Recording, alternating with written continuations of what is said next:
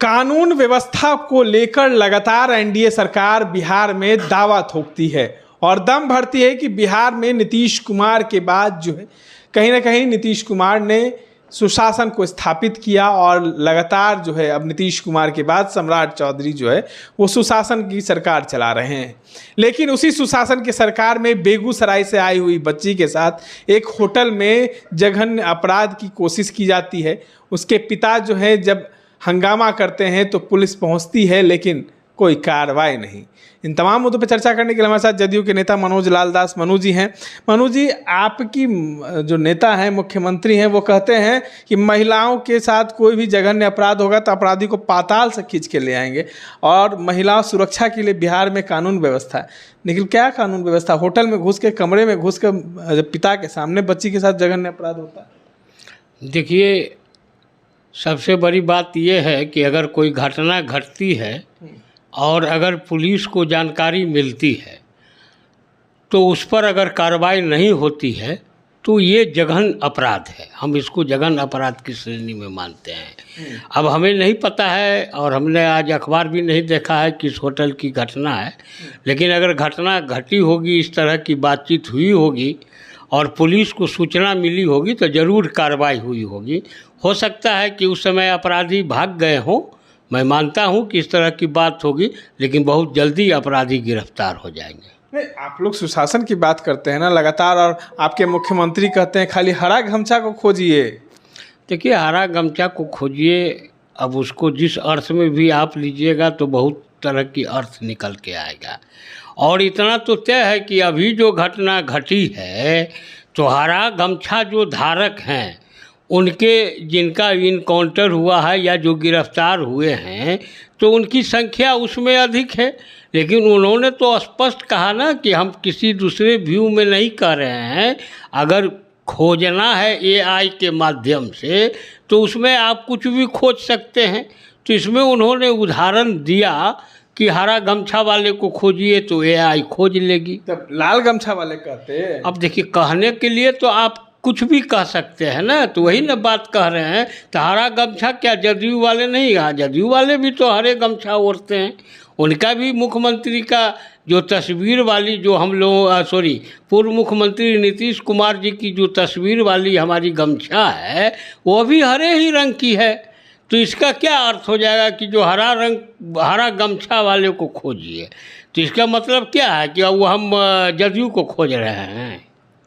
एक सवाल जो है वो भी उठ रहा है कि नीतीश कुमार ने जो शराबबंदी लागू की, उसके बाद जो है सम्राट की सरकार आई, शराबबंदी खोलने की बात हो रही थी।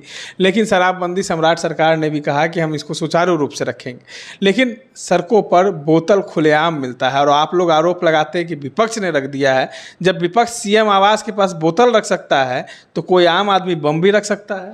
रखवे करता है, रखवे करता है। शासन क्या पुलिस नहीं, वहाँ पुलिस उस जहाँ पर वो रखा गया है उस रोड में आप जा रहे हैं तो एकदम लाइन लगा के पुलिस थोड़े खड़ी है। वहाँ सड़क है, सड़क से लोग आते जाते हैं। तो कोई आदमी अगर वहाँ रख ही दिया है तो उसका कोई अर्थ थोड़े है। जो भी रखा है वह जांच हो रही है। जो वहाँ का सीसीटीवी कैमरा है उससे उसको देखा जा रहा है। आवास से पार्टी चल रही थी क्या? तो सीएम आवास के पास थोड़े रखा हुआ था, वो तो उस कोने में रखा हुआ था। अब उस इलाका में कहीं होगा। आपने देखा नहीं कि एक घटना घटी कौशल नगर में और तेजस्वी यादव ने कह दिया कि हम मुख्यमंत्री के पूर्व मुख्यमंत्री के आवास के पास चला। तो ये सब उप मुख्यमंत्री का, तो ये सब चलते रहता है। ऐसा नहीं है कि जहाँ एक आने मार्ग का जो 3-4 गेट है मुख्यमंत्री निवास का, उस गेट के पास किसी ने आके रखा है, ऐसा नहीं है। अब रखने का, अब शराबबंदी है। देखिए, सरकार, आपकी पुलिस पर भी सवाल उठ रहे हैं ना नीतीश? होंगे, वो होगा। हमारे शराब के लिए अभी तो आपने देखा ना कि उत्पाद विभाग के कई अधिकारियों को तुरंत सस्पेंड किया गया है। अगर उनकी गलती नहीं होती तो थोड़े हुए सस्पेंड होते हैं क्या? इसका भी रिपोर्ट आएगा। जो लोग उस ड्यूटी में होंगे, जहाँ से जा रहा होगा नहीं चेकिंग हुआ होगा तो वो लोग भी उसमें सस्पेंड होंगे। कोई पुलिस को थोड़े हम बकत रहे हैं, जिनकी भी गलती होगी वो बख्शा जा रहा है। एक सवाल ये भी है कि नीतीश कुमार और निशांत कुमार पर भी सवाल उठ रहे हैं। निशांत कुमार के मंत्रिमंडल पर सवाल उठ रहे हैं। कहा जा रहा है, कई लोग ये भी आरोप लगाते हैं कि निशांत कुमार को हेल्थ मंत्रालय इसलिए दिया गया क्योंकि उनके पिता पुत्र की तबीयत जो है वो नासाज है। देखिए, कहने के लिए तो बहुत कुछ आदमी बोल सकता है। अब किनकी तबीयत नासाज है नहीं है, इसको कैसे कहा जा सकता है कौन सही है कौन गलत है? सारे लोग सही भी हैं, सारे लोग गलत भी हैं। अब उनकी अगर तबीयत नासाज है तो वो कहीं घर से बाहर नहीं निकलते। उनकी तबीयत अगर ख़राब रहती तो वो दिल्ली नहीं जाते, वहाँ कार्यकर्ताओं की मीटिंग में नीतीश कुमार जी नहीं जाते। आए दिन वो दफ्तर में आ जाते हैं, कार्यकर्ताओं से मिलते हैं, उनकी बात को सुनते हैं। तो आप इसको देखिए, उसको आप जिस पैमाने पर आप ले जाइएगा ना, उसी पैमाने पर होगा। लेकिन सबसे बड़ी बात यह है ना कि नीतीश कुमार जी अगर बीमार हैं तो उनका देखभाल विपक्ष के नेता करेंगे क्या? या ये जो सोशल मीडिया पर जो चला रहे हैं वो उनका देखभाल करेंगे? उनके बीमारी का इलाज वो करेंगे? और नीतीश कुमार जी सर्वगुण सम उनके पास है। CGHS का कार्ड होगा, वो राज्यसभा का वर्तमान में मेंबर भी हैं। तो उनके इलाज करने के लिए तो देश की भी जितनी भी सबसे बड़े अस्पताल होगा या विदेश के भी जो अस्पताल होगा, उनका इलाज वहाँ सरकारी खर्चे पर होगा। उनको तो कोई दिक्कत थोड़े है कि उनका अपना पैसा लगने के लिए जा रहा है। तो इसीलिए ऐसा नहीं है, अगर वो बीमार रहते तो ज़रूर उनका इलाज हुआ होता, वो बराबर हॉस्पिटल जाते, घर में रहते। हाँ, अब उम्र का तकाजा है और जो उम्र बढ़ता है। निशांत पे भी सवाल उठ रहे हैं ना कि हेल्थ मंत्रालय इसलिए दिया गया है। देखिए, अब किसको क्या मंत्रालय मिला ये तो मुख्यमंत्री जी का विशेषाधिकार है, पहला। दूसरी बात है कि मुख्यमंत्री जी भी सभी लोगों से चर्चा करने के बाद ही उनको हेल्थ विभाग दिए होंगे। तो हेल्थ विभाग में उनको दिए, आज हमको लग रहा है कि 1.5 महीना लगभग हो रहा है सरकार का बने हुए। क्या निशांत जी ने कोई ऐसा गलत काम कर दिया क्या? और उन्होंने अस्पताल को सुधारने के लिए तो उन्होंने कार्य किया है। डॉक्टरों को जहां नहीं बैठ रहे हैं उस पर कार्रवाई हो रही है।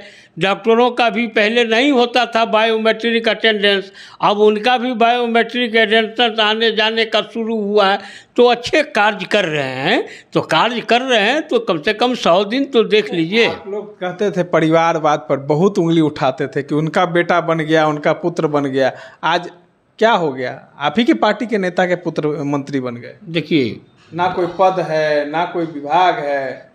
देखिए, न कोई पद है न कोई विवाद है। यहाँ तो नहीं पद रहने पर न पद रहने पर क्या, उनको पार्टी ज्वाइन किया हुआ, आज चुनाव के समय ही वो पार्टी ज्वाइन किए थे।